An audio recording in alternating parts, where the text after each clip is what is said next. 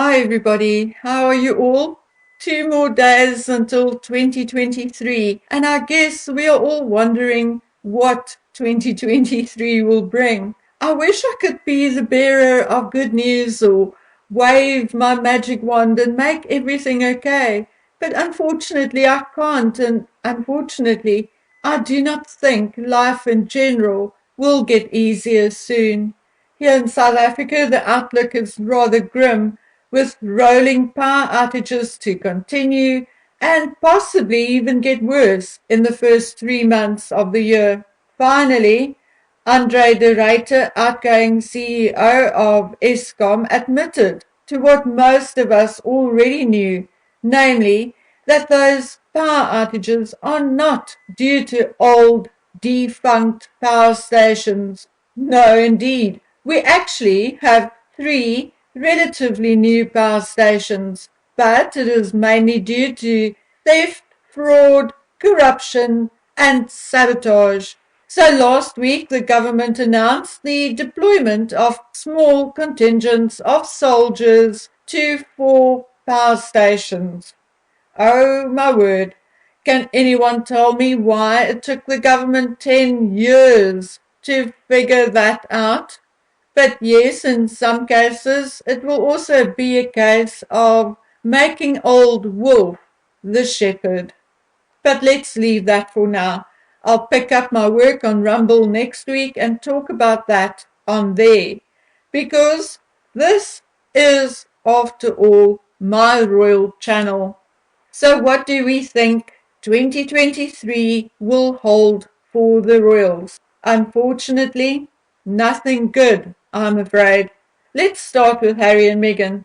Before the year's out, we are of course going to hear and see more of them when they present the Mandela Foundation's documentary Live to Lead, which luckily none of us have to watch. And with Greta Thunberg added to the mix, I certainly won't. I'm sorry, guys. I can stand that little uneducated teenager's face even less than Harry or Meghan's, and I'm not going to put myself through that, regardless of how much I love you. I'll read about it in the newspapers or on social media and talk about it if there is something to talk about, which I doubt there will be. Then I see Meghan wants her or their Netflix reality show nominated for an Oscar and a Grammy and who knows what else. When I saw that, I laughed so hard that I nearly wet my pants. Is she admitting that it was largely fiction and acting? I'm just asking. And then at some point, there will be yet another documentary featuring Harry and Meghan called Meghan Markle Unforgiven, which is due out sometime in January. I'm not even sure where it will air exactly or exactly when, but there you go. We'll go into 2023 exactly how we left 2022 with an overdose of Meghan Markle. Oh, but wait, not only is Harry's spare due out on the 10th of January, but Meghan Markle is apparently also hard at work on her own biography, which she is writing herself, as she does not need a ghostwriter like Harry, because she is such a wonderful writer that all she will do is hire an editor when she is done. Of course, we all remember her heart going thump, thump, thump, or is it bump, bump, bump, or pump, pump, pump? Who knows? Anyway, thank God she is not hiring a fact checker. Otherwise, the book will never be finished. And of course, we can't wait to read that piece of fiction. Yes, you guessed it. I'm being sarcastic. I would rather poke my eyes out. And can obviously buy toilet paper much cheaper at the corner store. But seriously, folks, I do not see Meghan Markle stopping her BS anytime soon. You must realize that her couple of weeks as part of the royal family is the biggest thing that has ever happened to her and ever likely to happen to her again. She is like an Alzheimer patient telling the same story over and over again, and just when you think she got it out of her system, she'll repeat it once more. The only difference is that Megan is so imaginative that she adds something new to each story.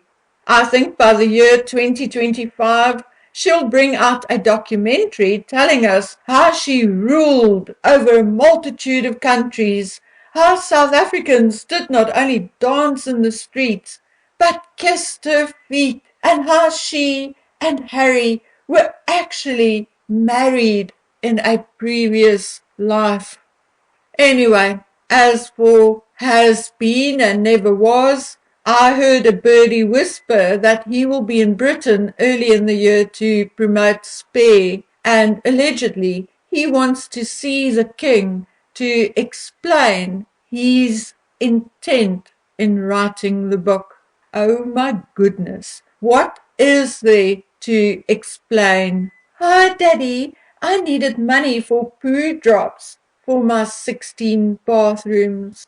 I guess that is as good a reason as any.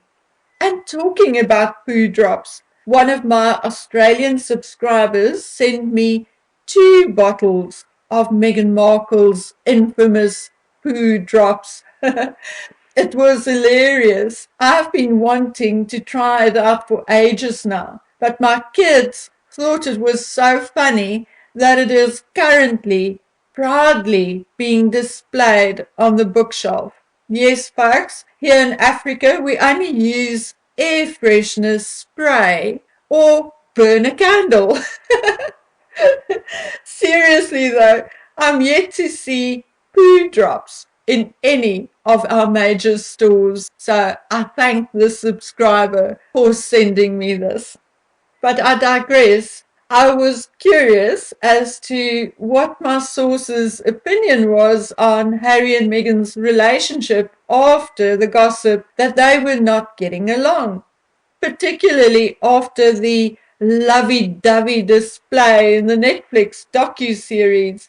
She said she herself was a little perplexed because what she told me came from a very reliable source, people she knew personally. But again, according to her friends and sources, there is no indication that anything has changed. And again, they reminded her that the shit hit the fan after the Queen's death and that the change in the relationship was only visible after they returned from England. And by then, the content of the docu-series was already in the can and only the final editing needed to be done.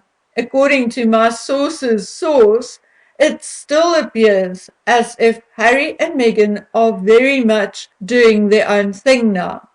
It is our mutual guess that they will keep up the pretense until after the coronation, just in case they do get invited. Now, talking about that, somebody else told me that they heard that even if they are not formally invited, they will still, or they still intend going to England in a bid to force the king to include them. Allegedly, Buckingham Palace already have a contingency plan in place, and from what I hear, they will treat Harry and Meghan the same way they did during the Platinum Jubilee. They will be allowed to attend 1 or 2 social events which will be closed to the general public and perhaps a church service, and that is it. The king has already made it known that he'll keep public appearances, like for instance the balcony appearance, very small, with only the Queen Consort and his heir, Prince William and Catherine, alongside him. That way, keeping the Harkles out of sight and preventing them from pulling a stunt to take the focus off him and the coronation. Then, again, we're still talking about the coronation, and mind you, this is an opinion and pure speculation with absolutely nothing as yet to back it up with. But I'm going to mention it anyway because I think it is currently a distinct possibility. According to someone I know in the publishing industry, Harry's book is much worse than we think. And I barely read that in an email when I opened the Daily Mail newspaper and an article, and at the end of the article, someone else used the exact same words. And I'm reading straight from the article. The book is much worse than people think. When I read that, it felt like deja vu. Where have I heard that before? Now, it could be a marketing ploy to get us interested enough to buy the book. But what if it is not? What if there is something in the book which is hugely embarrassing for the king and or the monarchy? It won't be something the monarchy's PR machine has any control over, as the book will be available worldwide on the 10th of January. Yes, even here in South Africa.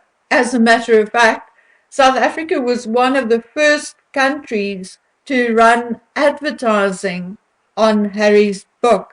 If I remember correctly, I think it was the day after the publishing date was announced that I heard from a subscriber that there were advertisements running on electronic billboards at our airports. Anyway, the palace will have no control over the distribution or the fallout from the book, and no amount of PR will be able to reach all the corners of the globe fast enough, seeing that the palace will only learn about the contents of the book the same time we do. If there is something particularly salacious in that book, it can or could potentially cause the king's reputation irreparable damage.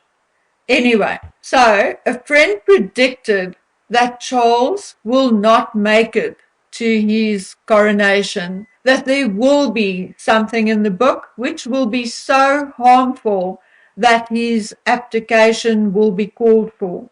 My friend is predicting that Charles will abdicate at the end of March. Now, my friend also knows exactly my feelings and opinion of such predictions of the future. But he also knows that I do believe that some people have a keener sense of observation than others. So he felt comfortable sharing it with me. And this time I am saving the email, because if people are right about the book, his prediction may very well come true.